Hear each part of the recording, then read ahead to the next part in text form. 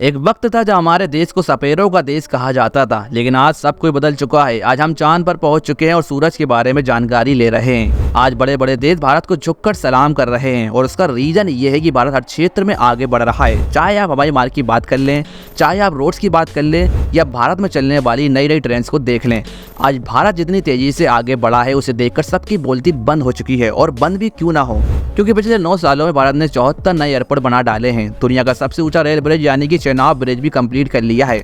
इसके अलावा भारत ने एशिया का दूसरा सबसे बड़ा रेल रोड ब्रिज भी बना डाला है। पर दोस्तों, ये सिर्फ एक ट्रेलर है और पिक्चर अभी आना बाकी है, क्योंकि भारत 2047 तक एक विकसित देश बनने वाला है और उसके बाद वो देश ही भारत के आगे झुकेंगे जो आज खुद को राजा समझ रहे हैं। और इसके लिए भारत में इंफ्रास्ट्रक्चर, इन्वेस्टमेंट, इनोवेशन और इंक्लूसिवनेस पर फोकस किया जा रहा है, जिसके लिए भारत में एक से बढ़कर एक इंफ्रा प्रोजेक्ट पर वर्क भी चल रहा है, जिनकी मदद से भारत में एजुकेशन, एग्रीकल्चर, इन्वेस्टमेंट, इकोनॉमी और इंफ्रास्ट्रक्चर बूस्ट होने की उम्मीद है।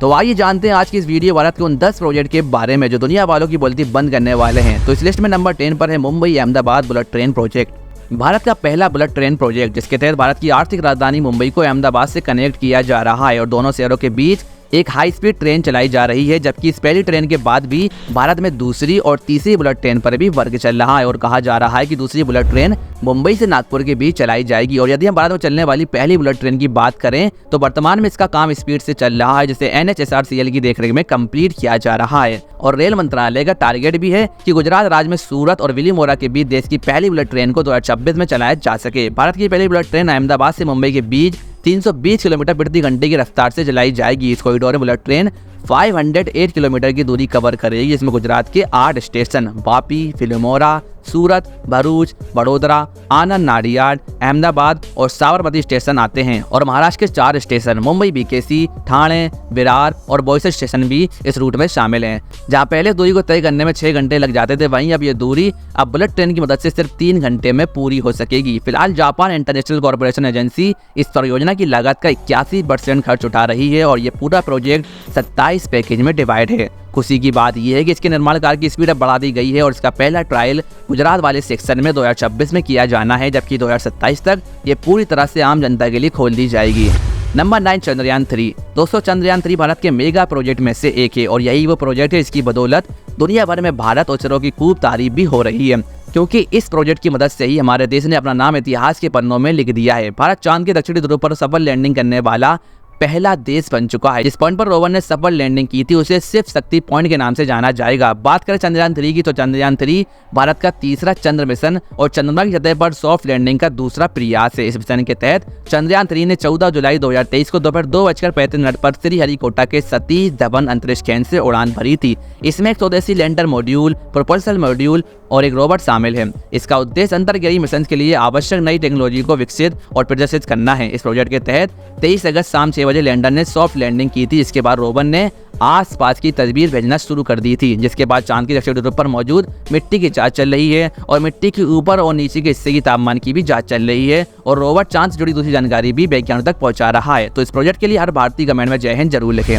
Number 8 Kolkata Bangkok highway. जिस तरह भारत के अंदर काफी सारे नए नए रोड्स और एक्सप्रेस बनाए जा रहे हैं, जिस कारण भारत में रोड द्वारा कनेक्टिविटी पहले से बेहतर हो चुकी है। लेकिन दोस्तों, अब इसी कनेक्टिविटी को दूसरे देशों से कनेक्ट करके इंटरनेशनल लेवल पर संबंध बेहतर किए जा रहे हैं। इसी के चलते भारत में एक इंटरनेशनल हाईवे पर वर्क चल रहा है, जिसका नाम है कोलकाता बैंकॉक हाईवे। इस हाईवे को India Myanmar Thailand trilateral highway के नाम से भी जाना जाता है। वर्तमान में इस हाईवे का 70% वर्क कंप्लीट हो चुका है और बचे हुए काम को जल्द से जल्द कंप्लीट कर लिया जा रहा है। दोस्तों, इंडिया म्यांमार थाईलैंड हाईवे एक 2800 किलोमीटर लंबा ट्राइलेटरल हाईवे है जो इंडिया को थाईलैंड से एक ट्राइलेटरल हाईवे के सहारे जोड़ रहा है। इस हाईवे की मदद से एशिया की 2 मेजर सिटी कोलकाता और बैंकॉक हाईवे के माध्यम से जोड़ेंगे और भारत और थाईलैंड के बीच कनेक्टिविटी बढ़ाएंगे। हमारे former prime minister Atal Bihari Vajpayee ji का यह सपना था कि भारत से थाईलैंड के बीच बनने वाला ये हाईवे जल्द से जल्द शुरू किया जाए। वाजपेयी गवर्नमेंट का यह सपना आने वाले 3 से 4 सालों में सच होने वाला है, क्योंकि साल 2027 तक इंडिया म्यांमार थाईलैंड हाईवे को ऑफिशियली तौर पर खोल दिया जाएगा। इस हाईवे के बन जाने से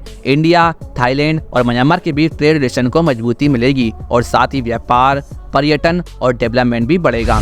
नंबर 7 पर है नोएडा इंटरनेशनल एयरपोर्ट। जैसा कि हमने पहले बताया था कि भारत में हवाई मार्ग द्वारा कनेक्टिविटी बढ़ाई जा रही है, जिसके लिए डोमेस्टिक और इंटरनेशनल यात्रा को बढ़ाने के लिए नए नए एयरपोर्ट बनाए जा रहे हैं। लेकिन दोस्तों, नोएडा एयरपोर्ट कंप्लीट होने के बाद एक डोमेस्टिक और इंटरनेशनल दोनों ही पैसेंजर को हैंडल कर सकेगा, क्योंकि ये भारत का एक इंटरनेशनल एयरपोर्ट है जो न सिर्फ इंडिया का बल्कि दुनिया के सबसे बड़े एयरपोर्ट में से एक है। इस एयरपोर्ट को दिल्ली एनसीआर में मौजूद इंदिरा गांधी इंटरनेशनल एयरपोर्ट के एक दूसरे ऑप्शन के तौर पर डेवलप किया जा रहा है, क्योंकि आईजीआई एयरपोर्ट पहले की अपेक्षा काफी बिजी हो चुका है।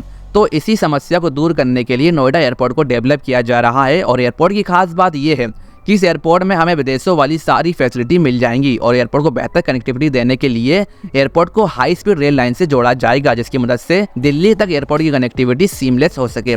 इसके अलावा नोएडा एयरपोर्ट भारत का पहला ऐसा एयरपोर्ट होगा जहां पर पोर्ट टैक्सी की सुविधा भी मिलेगी। इसके साथ ही logistic hub, warehouse hub, mall और पब भी बनाया जा रहा है। बात करें एयरपोर्ट के रनवे की तो 4 फेज बनाए जाने वाले इस एयरपोर्ट पर 8 रनवे बनाए जाने हैं। इसके पहले पेज में 4150 मीटर लंबा और 45 मीटर चौड़ा एक रनवे बनाया जाना है। साथ ही 90,000 स्क्वायर मीटर क्षेत्र में एक टर्मिनल बिल्डिंग, समानांतर end to end taxiway, ATC building, cargo facility, commercial development, metro और हाई स्पीड रेल स्टेशन और काफी सारी एमिनिटीज भी डेवलप की जाएंगी। Number 6, Vande Bharat express. पूरी तरह से भारत में निर्मित होने वाली ट्रेन यानी कि वंदे भारत एक्सप्रेस ट्रेन, जिसकी design speed 200 kilometre per hour की रहती है। लेकिन वर्तमान में हमारे ट्रैक्स की कंडीशन को देखते हुए वंदे भारत एक्सप्रेस सिर्फ एक रूट पर ही 160 किलोमीटर पर आवर तक जाती है, जबकि बाकी रूट्स में इसकी top speed 130 kilometre per hour तक सीमित रखी गई है। जहां पिछले साल 2022 में दिसंबर महीने तक भारत में कुल 7 वंदे भारत एक्सप्रेस ऑपरेशनल हुई थी, वहीं इस साल वंदे भारत एक्सप्रेस की संख्या में वृद्धि हुई है, जो अब बढ़कर इस वीडियो को बनाने तक 34 हो चुकी है। इस साल पीएम मोदी जी ने अभी तक कुल 27 वंदे भारत एक्सप्रेस को हरी झंडी दिखाई है, जिसमें आखिरी बार एक साथ 9 वंदे भारत ट्रेन को हरी झंडी दिखाई थी। इसमें पहली ट्रेन उदयपुर से जयपुर के बीच, दूसरी ट्रेन चेन्नई से विजयवाड़ा के बीच, तीसरी ट्रेन चेन्नई एगमोर से तिरुनेलवेली जंक्शन के बीच, 4th काचीगुडा से यशवंतपुर के बीच, 5th पटना से हावड़ा के बीच, 6th रांची से हावड़ा के बीच, 7th पुरी से राउरकेला के बीच, 8th कासरगोड से तिरुवनंतपुरम के बीच और आखिरी वंदे भारत एक्सप्रेस अहमदाबाद से जामनगर के बीच ऑपरेशनल की गई थी। Number 5, Amritsar Delhi Kolkata industrial corridor. दोस्तों, आज भारत में काफी सारे नए इंडस्ट्रियल कॉरिडोर डेवलप किए जा रहे हैं और उसी में से एक है अमृतसर दिल्ली कोलकाता इंडस्ट्रियल कॉरिडोर। ये भारत में एक प्लान और अपकमिंग इंडस्ट्रियल कॉरिडोर है जो अमृतसर, दिल्ली और कोलकाता शहरों को जोड़ रहा है। और इस प्रोजेक्ट का टारगेट एक ऐसा इंडस्ट्रियल जोन डेवलप करना है जो भारत के 7 राज्यों और हर राज्यों के 20 शहरों तक फैला हो। इस प्रोजेक्ट का उद्देश्य कॉरिडोर का रूट बनाने वाले राज्यों में इंडस्ट्री और इंफ्रास्ट्रक्चर को बढ़ाया जा सके। और कॉरिडोर की खास बात यह है कि इस कॉरिडोर के अंदर भारत की लगभग 40% की आबादी रहती है, जिसमें दुनिया की सबसे घनी आबादी में से एक भी शामिल है। और यही वो कारण है कि इस जोन में इंडस्ट्री और जॉब्स को बढ़ाने की जरूरत है, जिसको देखते हुए तत्कालीन वाणिज्य और उद्योग मंत्री पीयूष गोयल जी ने इसके पहले फेज के लिए 5,749 करोड़ रुपए प्रपोज किए हैं। नंबर 4 पर है आदित्य 11, जहां एक तरफ भारत चांद के दक्षिणी ध्रुव पर यानी कि सफल लैंडिंग करने वाला दुनिया का पहला देश बन चुका है, वहीं भारत अब सूरज तक अपनी पहुंच भी बढ़ा चुका है और उससे जुड़ी सारी इंपॉर्टेंट जानकारी कलेक्ट कर रहा है। इसरो द्वारा लॉन्च किए गए इस मिशन का नाम है आदित्य 11, जिसकी मदद से हम सूरज के बारे में जानकारी इकट्ठा कर रहे हैं। बात करें आदित्य 11 सोलर मिशन की तो ये मिशन सूरज के रहस्यों का अध्ययन करने वाला भारत का पहला मिशन होगा, जो स्पेस क्राफ्ट लॉन्च किए जाने के पूरे 4 महीने के बाद सूरज पृथ्वी के सिस्टम में लेग्रेंज पॉइंट 1 पर पहुंचेगा। ये पॉइंट 1 धरती से 15 लाख किलोमीटर दूर है। इस लेग्रेंज पॉइंट 1 के चारों तरफ एक हेलो ऑर्बिट में होने के कारण इस पॉइंट पर सूरज ग्रहण का असर नहीं पड़ेगा, जिसके कारण वहां पर आसानी से ऑब्जर्वेशन किया जा सकेगा। आदित्य 11 नाम की इस ऑब्जर्वेटरी को अंतरिक्ष में 2 सितंबर को भेजा गया था। इसे आंध्र प्रदेश के श्रीहरिकोटा में सतीश धवन स्पेस सेंटर से लॉन्च किया गया था।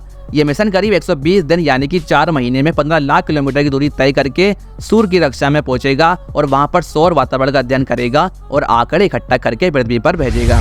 Number 3, solar wind park Howrah. दोस्तों, प्रधानमंत्री नरेंद्र मोदी जी ने साल 2030 तक 450 गीगावाट बिजली उत्पादन करने का टारगेट सेट किया है और इसी टारगेट के तहत गुजरात के कच्छ जिले में 30 गीगावाट का एक हाइब्रिड पार्क बनाया जा रहा है, जो बिजली उत्पन्न करने की कुल लागत को कम करने में खास भूमिका निभाएगा।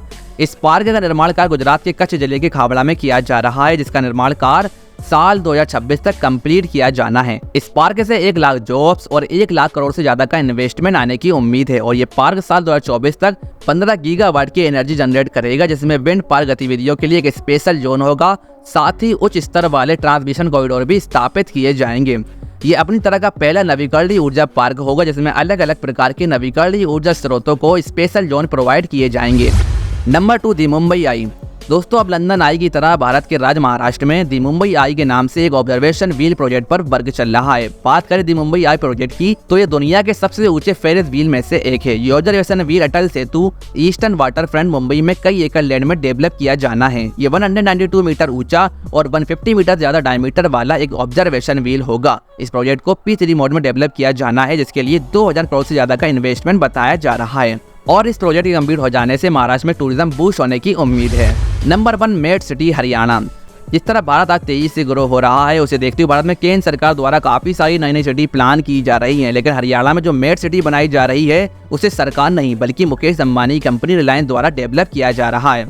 इसका मतलब ये है कि ये एक प्राइवेट सिटी होने वाली है जो मॉडर्न इकोनॉमिक टाउनशिप के अंडर आती है। ये रिलायंस इंडस्ट्री लिमिटेड का एक पार्ट है। ये टाउनशिप एक मल्टी यूटिलिटी कॉरिडोर प्रोवाइड करता है। सिटी की खास बात यह है कि इसमें रेजिडेंशियल फेज भी शामिल है, जहां पर आपको recreational park, sports clubs, complexes, golf courses, multiplexes, police station, bank, डाकघर और सभी तरह की छोटी बड़ी सुविधाएं भी मिल जाएंगी। ये ग्रीनफील्ड सिटी हरियाणा में गुरुग्राम के पास झज्जर में बनाई जा रही है, जो 8000 एकड़ लैंड में डेवलप की जाएगी। तो दोस्तों ये थे वो 10 प्रोजेक्ट जो भारत को एक सुपर पावर बनाने वाले हैं। इनमें से कौन सा प्रोजेक्ट आपको पसंद आया है कमेंट करना ना भूलें और ऐसे ही वीडियो पाने के लिए चैनल सब्सक्राइब अवश्य करें।